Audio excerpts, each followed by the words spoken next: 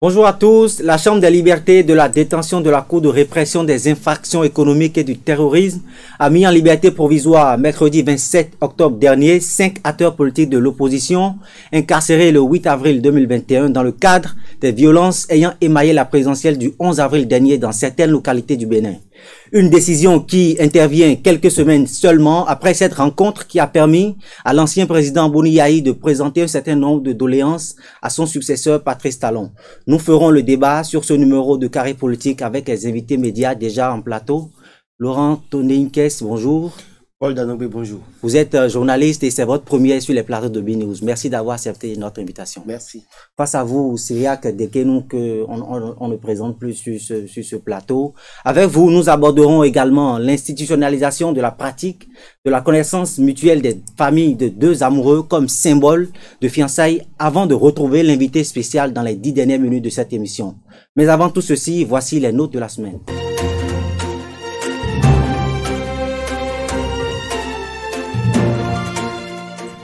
Amis internautes, à nouveau bonjour. Cyriaque Dekenou, vous avez suivi cette actualité. Alexandre Routondi, Joseph Tameillon et 3 autres acteurs de l'opposition ont retrouvé leur liberté. Ils sont déjà avec leur famille après plus de 7 mois de détention. Quelle est la note que vous attribuez à cette actualité? Attribuer à cette actualité la note 8. 8. Laurent Toneinkes? Moi, j'attribue à cette actualité la note 5. 5. Pourquoi 5? 5 parce que pour moi, c'est juste le début d'une volonté du peuple.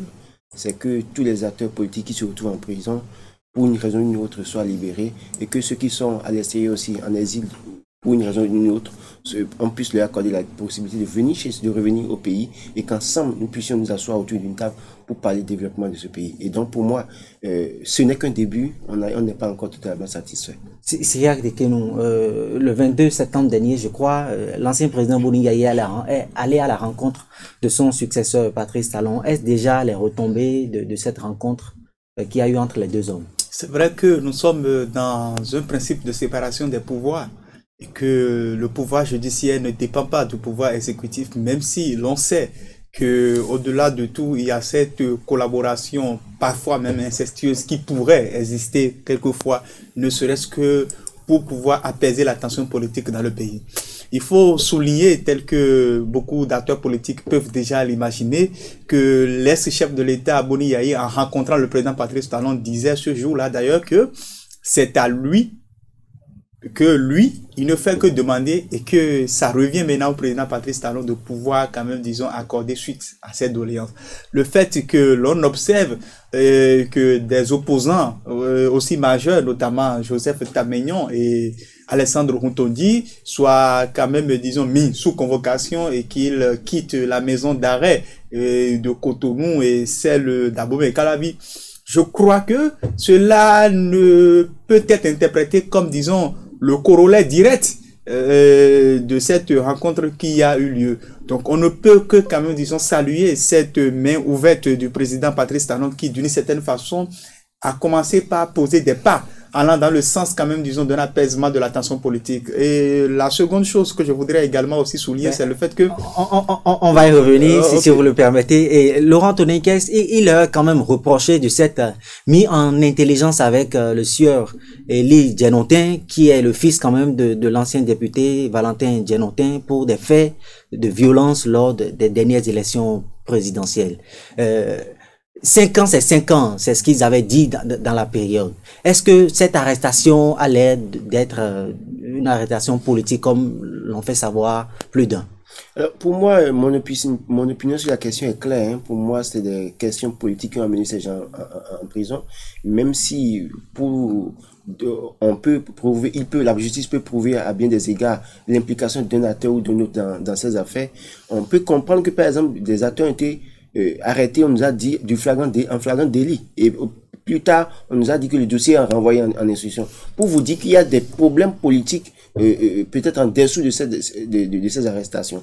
J'estime qu'aujourd'hui, et je voudrais peut-être dire que ce n'est pas le corollaire ou la suite de la rencontre entre Boni Yayi et Patrice Talon. Parce que si on s'en tient, on se met à dire que c'est parce que Patrice Talon a rencontré Boni Yayi, que Boni Yayi a fait des doléances et que Joseph Tameillon et Alexandre Routondi sont libérés, c'est comme si Patrice Talon avait le pouvoir de s'immiscer dans la justice, dans le fonctionnement de la justice. Et donc, je voudrais qu'on fasse attention parce que à ce niveau, peut-être la justice a compris que dans ces dossiers, peut-être il y a un peu de vide et puis il fallait libérer. Et je crois qu'aujourd'hui, si on a pu arrêter Réki Amadougou aussi et qu'on a pu arrêter Djanotin et Djanotin, bien évidemment, dont vous parlez, tous ceux-là sont en prison pour les mêmes, pratiquement les mêmes faits. Et je crois qu'aujourd'hui, si on accorde une liberté sous convocation, en tout cas à ces gens-là, il va falloir le faire pour les autres aussi, pour que même si on ne veut pas, on peut les contraindre à ne pas sortir du territoire national, qu'on leur accorde une liberté provisoire, ça va permettre à calmer un peu la tension politique qu'on observe depuis avril 2021.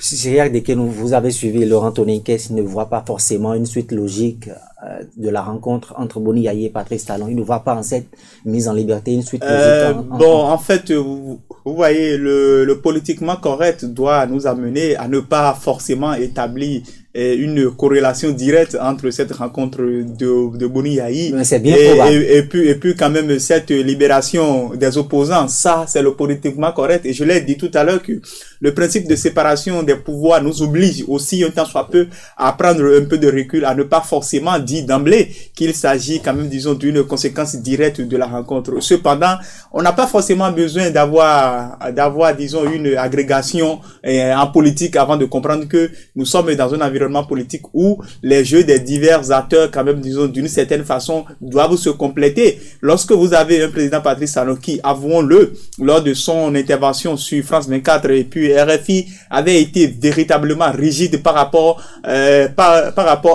à toute éventualité de grâce et de pardon à qui que ce soit. Cela voudrait dire que quelque part le président Patrice Talon également aussi sait le pouvoir dont il dispose, c'est-à-dire le pouvoir d'influence dont il dispose. Pourquoi? Parce que en réalité, nous sommes dans un environnement où, qu'on le veuille ou pas, les gens ont eu à un certain moment donné à poser des actes qui, ou bien c'est-à-dire à se montrer complices ou co-auteurs d'un certain nombre d'actes qui, d'une certaine façon, ont failli mettre en péril la cohésion nationale. Ça, c'est vrai. C'est vrai qu'il y a eu des mécontentements. Ça, c'est vrai. C'est vrai également aussi que certains se sont sentis également aussi exclus du processus électoral en cours. Tout ça, c'est vrai. Et la justice a pris quand même, disons, et sa responsabilité. Ceux-là ont été interpellés, d'autres sont aujourd'hui en exil. C'est d'ailleurs l'une des raisons pour lesquelles, lorsque l'on voit quand même, disons, les prémices d'une réconciliation, qu'il faudrait véritablement saluer cela.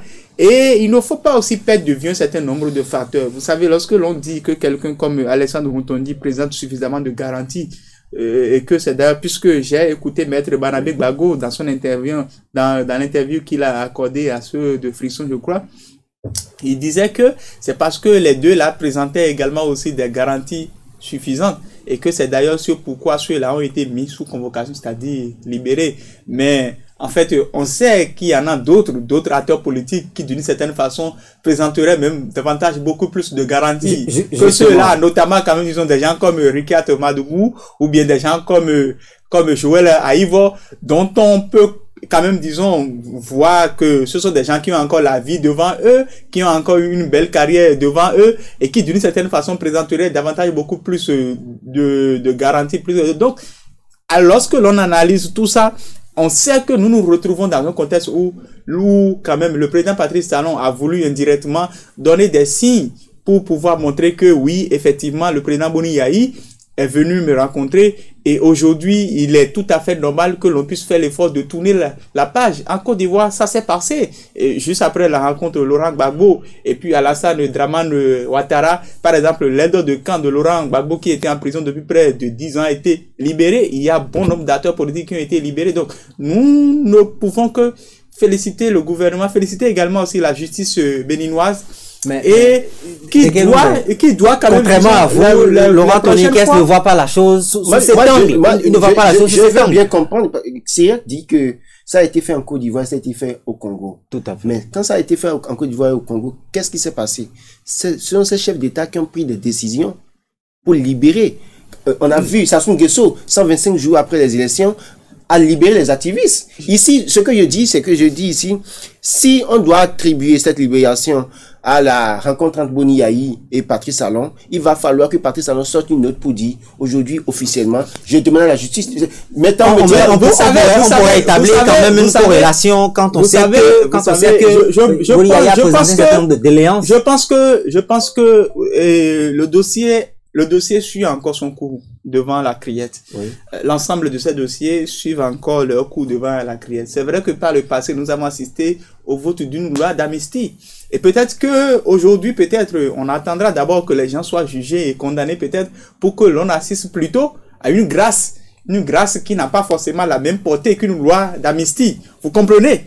Donc, on ne peut que quand même aujourd'hui saluer le fait que la justice béninoise puisse également aussi être un tant soit peu à l'écoute de tous ces actions. Et moi, j'aimerais également aussi... que la justice n'était pas à l'écoute de tout ce qui se passait par rapport à ce dossier. En fait, ce que je suis en train de dire, c'est un fait. Qu'on le veuille ou pas, on est dans un environnement où nous n'irons pas forcément beaucoup plus loin que ça. Le garde des Sceaux, c'est lui, c'est-à-dire la chancellerie. La chancellerie dépend de l'exécutif. Et on pourrait également aussi établir pas mal de liens. Maintenant, ne pas reconnaître que ce qui se fait aujourd'hui, que cette libération a forcément, disons, un lien avec cette volonté du président Patrice Talon, certainement, de pouvoir quand même, disons, tourner la page. Ça, je pense que... Et l'autre chose, en fait... Moi, je serais d'accord. J'aimerais plutôt rebondir. On va laisser je suis d'accord avec ce que vous dites, à condition que le gouvernement qui communique si bien sûr bien des dossiers prenne la parole pour nous dire, c'est suite à la rencontre entre Boni Yayi et Patrice Talon que la justice a agi. Parce que vous semblez montrer clairement qu'il y a un lien. Et pour moi, démocrate, je dis, attention, il ne peut pas avoir un lien. S'il y a un lien, ça veut dire que le chef de l'État a alors la possibilité de demander à ceux qu'on libère Ricky Amadougou et Joël Aïva aujourd'hui. Je veux déjà reconnaître une chose. Il faut remercier la justice qui aujourd'hui a pu rendre en tout cas cette décision pour libérer Joseph Tamayon. Ils sont 5. Oui, ils sont 5. On fait la fixation sur les deux là, mais ils sont 5. Donc pour dire quoi, tel que la justice a fait maintenant, qu'ils accélèrent aussi les dossiers de Ricky Amadougou, de Joël Aïva et autres là, qu'ils les libèrent. Elie Djenantin, il y a la fille là, Nadine Okumaso. Oui, la jumelle, oui, bien évidemment. Il y a Thibaut Ogou, tous ceux-là qui sont en prison aujourd'hui. La justice ferait mieux aussi d'aller sur ce terrain, d'aller très vite. Justement, Laurent Tonekes, je voudrais bien revenir sur cette rencontre-là entre Boni Yayi et Patrice Talon, puisque au cours de cette rencontre, Boni Yayi a formulé un certain nombre de doléances, dont le retour des exilés politiques. Est-ce que après la mise en liberté de ces 5-là, on pourrait déjà s'attendre que une démarche soit entamée pour que ces exilés-là puissent retourner au bercail? Je voudrais faire la part des choses. Pour le moment, on parle de justice avec ceux qui sont libérés. Donc, il y a des gens qui sont sous le coup de la justice, qui sont en exil aussi. Il y a des gens qui sont allés en exil sans pouvoir avoir de problème parce que craignant des représailles. Si on doit pouvoir espérer quelque chose suite à cette rencontre entre les deux chefs d'État, l'ancien et l'actuel, c'est que le chef de l'État prenne une décision pour dire à ces acteurs politiques qui ne sont pas sous le coup de la justice, mais qui craignent des représailles, de rentrer facilement. Ça va être le début. Ça va être le début pour montrer la bonne foi du gouvernement, la bonne foi du chef de l'État qui veut réellement que les fils et filles du Bénin viennent s'asseoir autour d'une table discuter développement. Autrement, on ne peut pas attribuer le retour des exilés à un processus juridique. Il y a ceux qui sont condamnés à 20 ans, à 3, à 10 ans, à 5 ans, et bien évidemment. Et c'est des dossiers sur lesquels peut-être, je ne sais pas si la justice pourra revenir plus tard pour revoir dans le cas. Dans le cas échéant, le chef de l'État a la possibilité de prendre une décision de gracier ces personnes-là ou bien d'amnistier ces personnes-là pour qu'ils reviennent dans leur pays. Parce que surtout toutes ces personnes, c'est les gens qui employaient des jeunes Béninois, des Béninois qui payaient, des Béninois qui nourrissaient. Et aujourd'hui, on sait l'impact que ça a créé au niveau du vécu des Béninois. Nous allons nous limiter à cette attente des Béninois et aborder très rapidement le second sujet. J'aimerais quand même, disons, dire un mot rapidement. Allez-y très rapidement. Vous savez, cette libération va être perçue également aussi comme un camouflet pour les opposants réseaux sociaux, les opposants whatsappiens notamment. J'avais même suivi un certain Irénée Agossa qui trouvait que, bon, il y avait, mais quand même, disons, aujourd'hui, l'ex-chef de l'État, Boni Yayi, d'une certaine façon, qu'on le veuille ou pas, même s'il n'est pas officiellement reconnu comme chef de file de l'opposition, va être perçu, je souhaite, disons, comme cet acteur politique qui, d'une certaine façon, aujourd'hui dispose quand même, disons, de beaucoup d'atouts pour pouvoir discuter avec le chef de l'État, Patrice Talon, et qu'on doit également aussi saluer, parce que ça là, qu'on le veuille ou pas, même si Toyinkes ne veut pas le reconnaître, il faut reconnaître que c'est un début. Non, mais je n'ai jamais dit que, j'ai toujours dit que c'est un début, mais je ne vais pas voir la main de Patrice Talon, c'est tout mon problème. Et non seulement sur la question, je voudrais que on essaie d'éviter certains acteurs politiques qui, bizarrement, doivent survivre ou bien vivre à cause de la tension. On vous aura compris, nous allons évoluer dans ce débat. Ça leur permet de vivre. Nous allons évoluer dans ce débat. Vous avez aussi appris cette actualité-là. La connaissance entre les familles de deux amoureux est désormais légale au Bénin. La loi modifiant et complétant cette loi portant code des personnes et de la famille reconnaît désormais la connaissance entre deux familles comme synonyme de fiançailles. Nécessaire selon vous? Moi, je ne vois pas le sens, parce que si la loi reconnaît, alors il faut pouvoir délivrer un acte. Parce que quand on dit on fait mariage, il y a un acte de mariage. Donc, est-ce qu'il y aura désormais un acte de fiançailles? Non, je pense que dans les décrets d'application de la loi, le législateur va statuer beaucoup plus sur la faisabilité de la chose. Oui, mais justement, parce que quand on dit qu'on a institutionnalisé quelque chose, c'est qu'au finish, on doit pouvoir un document pour prouver.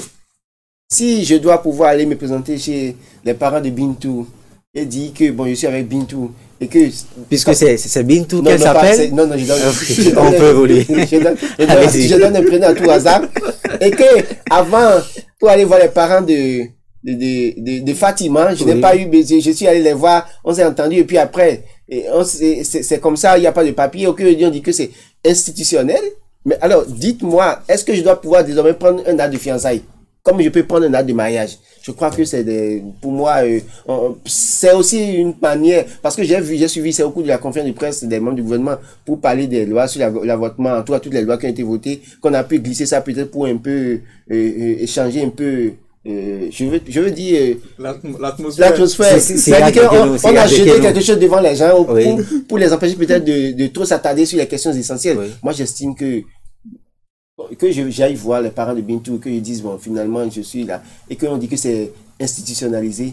Qu'est-ce que ça change dans la faisabilité? Bintou est encore revenu. C'est Yann Dekeno. Non, en fait, je pense d'ailleurs que, avant d'aborder votre question, qu'il faille saluer cette conférence de presse qui a eu lieu au cours de en début de semaine, et cette promptitude du gouvernement.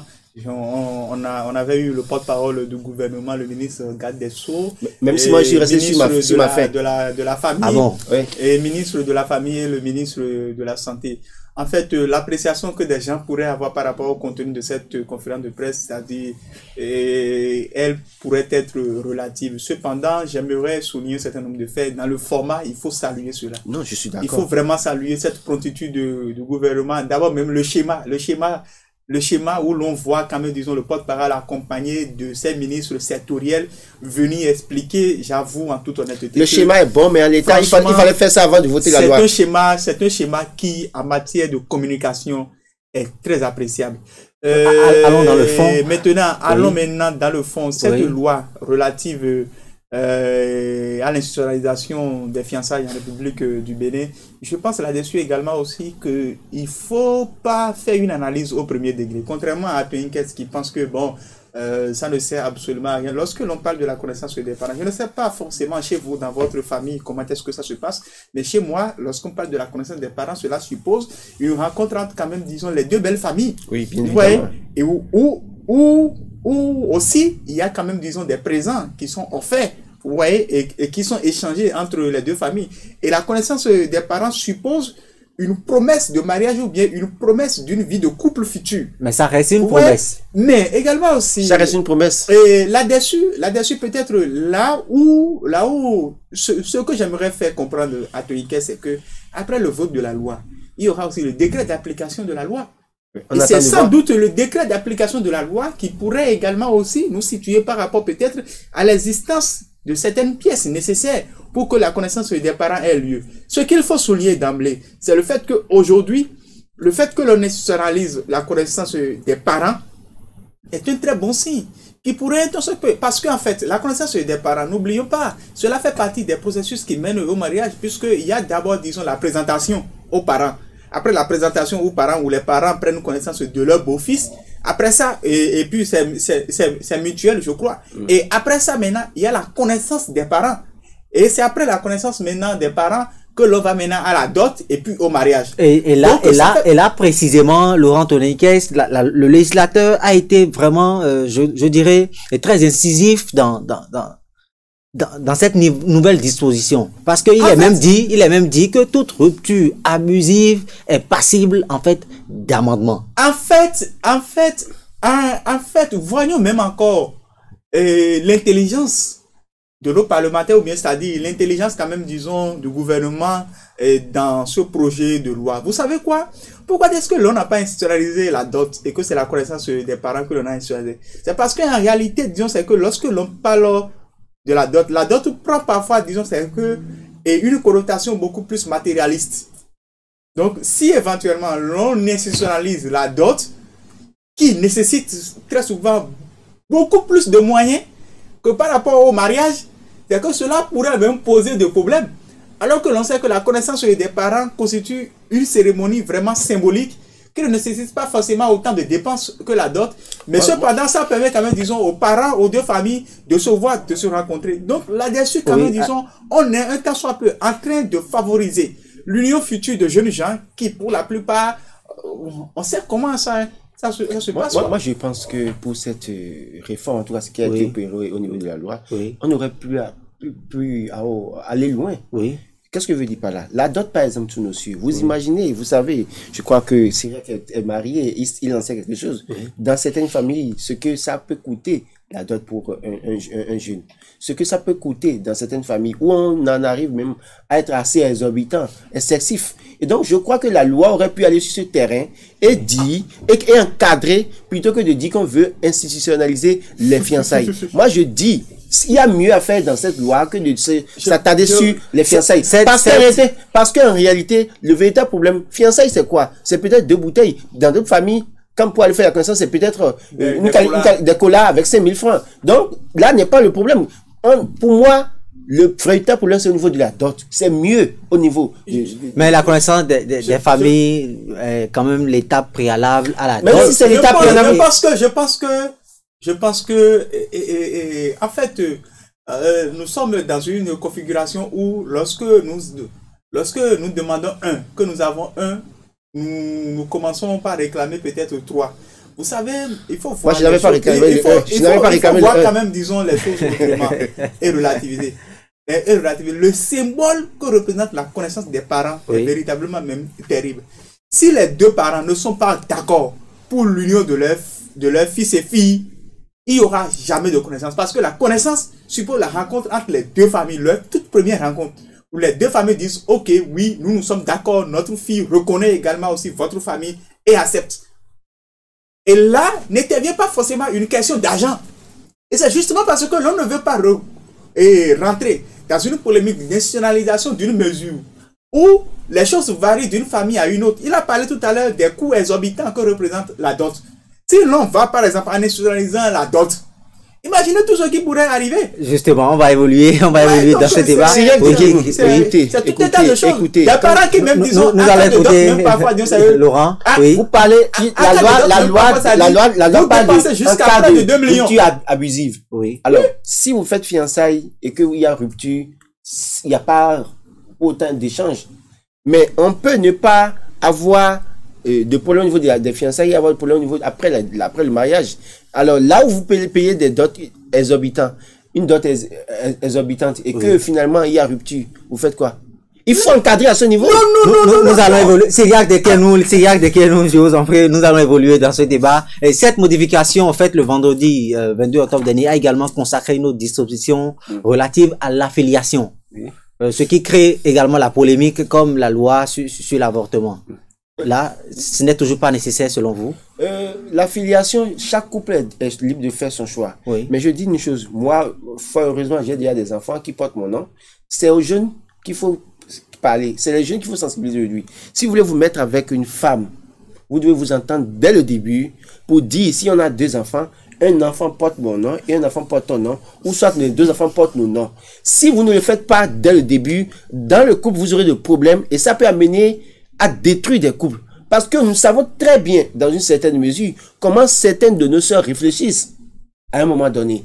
Vous, imaginez, vous prenez la femme, vous dépensez, on parle d'institutionnalisation de la fiançailles, on parle de dot, vous faites mariage, vous dépensez tout, et la jeune dame vient sous votre toit, fait un enfant, et dit, bon, désormais, l'enfant portera mon nom de famille. Non, c'est pas une mesure qu'elle va imposer à son mari. On a dit selon le cas. Selon le cas, mais la loi donne pouvoir maintenant à la femme de réclamer ça.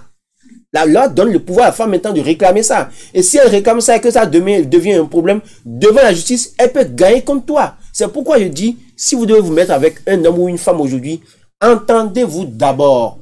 Entendez-vous sur la filiation. Quel nom les enfants vont prendre? Pour que demain, madame ne se retourne pas contre vous. Et moi, je dis une chose. Si je dois prendre encore une femme aujourd'hui qui doit me faire enfant, elle me signe noir sur blanc que l'enfant portera mon nom, ton une caisse. Autrement, on ne s'entend pas. Pour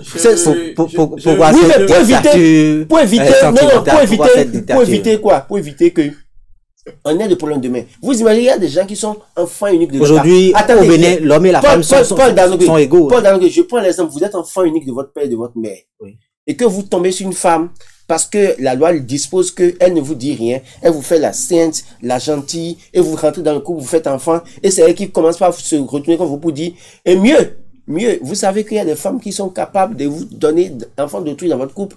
Et quand ça va commencer, elle va dire non, l'enfant portera le nom, parce qu'elle garde le secret. Je pense qu'il faut faire attention à ce niveau. Tout le monde, en tout cas, homme, jeune femme, jeune homme, aujourd'hui, si vous devez vous mettre ensemble, pardon, entendez-vous sur les questions de filiation d'abord. Moi, ça ne se posera pas avec moi. En tout cas. Ce sont peut-être des subtilités qui ont échappé peut-être de toute façon, c'est un conseil. Je ne condamne pas. Je pense que... Bien au contraire, je ne condamne pas la loi parce que je pense que cette disposition de la loi sur la filiation devrait être perçue comme ce que l'on dit chez nous vulgairement en France, c'est-à-dire comprenez? Parce que, en fait, en réalité, je ne sais pas personnellement le plus-value que cette loi porte réellement en ce qui concerne, disons, c'est que la filiation, le fondement des couples. Cela va même, disons, créer tellement de problèmes au sein des couples. Puisque l'homme et la femme sont désormais égaux. On l'a dit que l'homme et la femme sont désormais égaux. Ok. Donc, parce que l'homme et la femme sont désormais égaux au regard de la... Ok. Lorsque vous, vous épousez votre femme, elle porte le nom de qui? Qui fait la dot? Est-ce que c'est la femme qui vous dote ou bien c'est vous qui la dotez? Est-ce que pour ça, elle dit... devrait totalement s'effacer? Non, mais écoutez. C'est quand même elle qui a porté la grossesse durant 9 mois. Non, mais écoutez, en réalité, c'est-à-dire, si l'homme et la femme sont égaux, alors il faudrait que désormais, en matière de dot, que l'on institue que désormais, lorsque vous allez doter la femme, que la femme aussi, parallèlement, aille vous doter. Vous revenez à ma proposition. Il faut encadrer ça. Là-dessus, spécialement sur ce point. Syriac, vous revenez à l'encadrement de la dot. Spécialement sur ce point-là. Moi, je pense qu'il y a même plus de problèmes que cette loi ne vient règle en résoudre. Oui. Pourquoi est-ce que je le dis? Vous avez aujourd'hui des jeunes filles qui, pour la plupart, se disent féministes. C'est-à-dire, elles ont tellement galvaudé le mot, le thème, au point où elles veulent. Mais écoutez, pourquoi est-ce que même, disons, en France, en Occident, c'est-à-dire les dispositions de la loi ne sont pas ainsi? On a dit, il y a 3 types de possibilités. La première possibilité, c'est-à-dire, lorsque vous faites d'enfant, l'enfant peut porter le nom, soit du père, soit l'enfant peut porter le nom, soit, disons, de la mère, ou soit l'enfant va porter le nom des deux. Mais en cas de contestation, c'est le nom du père qui vient en premier et le nom de la mère suit, avant que le prénom de l'enfant ne vienne. Mais ça, c'est la porte ouverte au problème. Au problème dans les ménages et dans les couples. Parce que, par exemple, chez moi, par exemple, là, chez moi, c'est-à-dire... Allez-y très rapidement. C'est-à-dire, aucune femme ne peut jamais même, disons, prétendre même que l'enfant qu'elle me donnera portera son nom. Et je le dis avec, disons, la plus grosse fermeté possible. C'est institué ainsi. C'est-à-dire... C'est institué pour ceux qui vont se marier après. C'est-à-dire, en fait, c'est que c'est très clair. Si tu ne veux pas, rentre chez tes parents. La dictature au sein de la famille. En fait, c'est qu'il ne s'agit même pas d'une question de dictature. En fait, c'est-à-dire, interrogeons même notre histoire. Syriac, je pense que l'on dit, c'est-à-dire, Syriac, il faut même dire qu'à cette allure, des lignes vont s'effacer. Vous allez voir des jeunes filles qui, déjà, même, disons, nous sommes encore, même, disons, dans un monde très matérialiste, avec des jeunes filles qui croient même que, de par leur beauté, leur sexe, qu'elles peuvent déjà tout avoir, et qui voudront même, dans le ménage, imposer cela à leur... Merci, L'autre risque est les femmes qui ont peut-être un peu de moyens, qui veulent juste avoir un enfant avec un homme, qui finiront par faire l'enfant avec toi et te diront, l'enfant porte mon nom et je prends soin de mon enfant. À cette allure, on va voir que des lignées vont disparaître totalement. Oui, en fait, nous, c'est que... On vous aura compris. Nous sommes malheureusement pris par le temps. C'est une disposition de la loi qui, en réalité, doit être, c'est-à-dire, doit être relue, quoi. C'est une rélecture. Merci. On va encadrer alors la dot. La femme qui la dot à l'homme aussi. Nous avons abordé cette actualité relative à la mise en liberté de 5 acteurs de l'opposition. Nous avons également aborder cette institutionnalisation de la connaissance des parents comme synonyme de fiançailles. Chers amis internautes, merci de nous avoir suivis. À la prochaine.